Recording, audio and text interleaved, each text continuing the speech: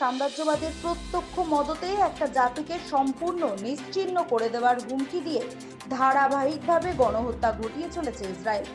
এই পর্যন্ত প্রকাশিত তথ্য অনুযায়ী প্রায় 70,000 মানুষ নিহত হয়েছেন। এর অধিকাংশই নারী ও শিশু। এখনো পর্যন্ত কমপক্ষে 1,15,000 মানুষ জখম। সাংবাদিকদের উপরেও নৃশংস হত্যালীলা চালাচ্ছে ইসরায়েল প্রশাসন। ইতিমধ্যেই গাজার রাফা শহরে 90% বসতবাড়ি ইসরায়েল হামলায় ধ্বংস করে দেওয়া হয়েছে। 12,000 বর্গমিটার এলাকা সম্পূর্ণ ঘুরিয়ে দিয়েছে ইসরায়েল বাহিনী। খাবার নেই, পানীয় জল নেই, নেই নিকাশি ব্যবস্থা, নেই চিকিৎসা ব্যবস্থা। চারিদিকে পচা গলা দেহাংশ। অবিলম্বে এই গণহত্যা বন্ধ করার দাবিতে আজ এসইউসিআইসির পক্ষ থেকে দুর্গাপুরের ব্যানাচিটিতে বিক্ষোভ প্রদর্শন করা হয়। বিক্ষোভে উপস্থিত থেকে পশ্চিম বর্ধমান জেলা কমিটির সদস্য সোমনাথ বন্দ্যোপাধ্যায় এই বর্বরতার বিরুদ্ধে সর্বস্তরের সাধারণ মানুষের কাছে সোচ্চার হবার আহ্বান জানান।